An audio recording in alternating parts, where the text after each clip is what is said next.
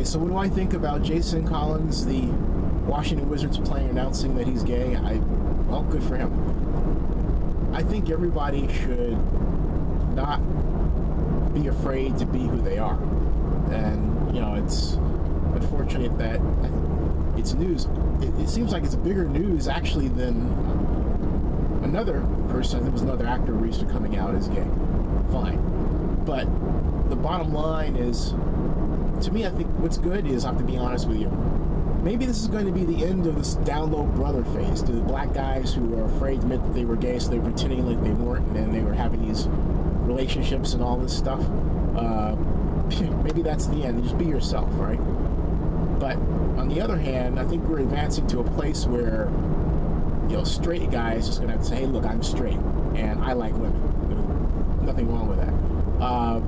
Because sometimes I get the feeling that straight guys are under attack. I've said that before, and I'll say that again. I think that's has a dangerous portent for the future, given the way, you know, humans are designed, if you will. But that aside, I will defend to physical violence someone's right to be who they are.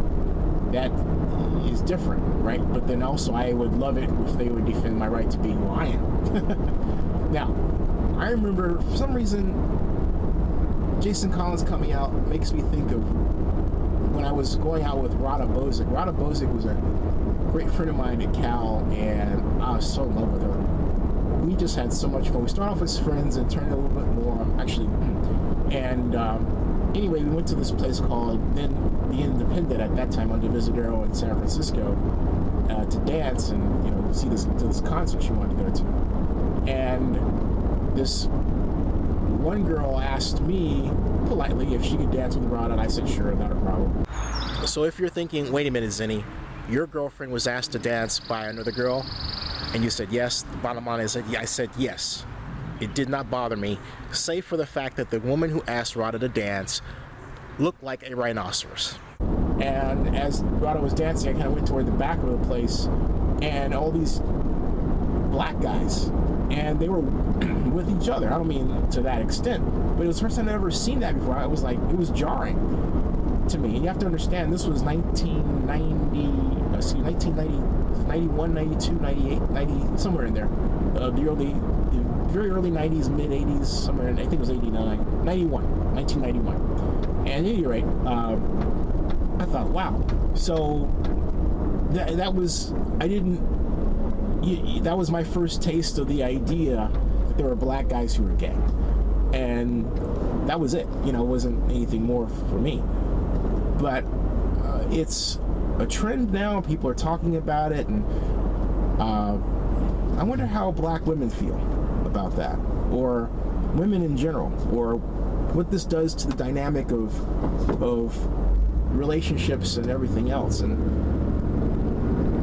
it's going to be interesting to see where this announcement, since people are talking about it, it's acquired so much attention, is going to take us in terms of the direction of our society.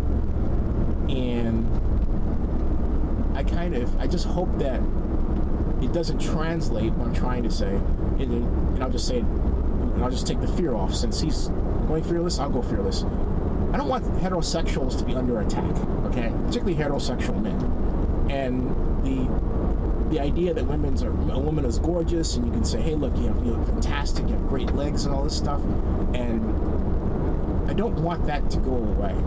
And I hope that this doesn't lead to an attack on a heterosexual way where guys who are straight are afraid to be guys, you know, straight guys.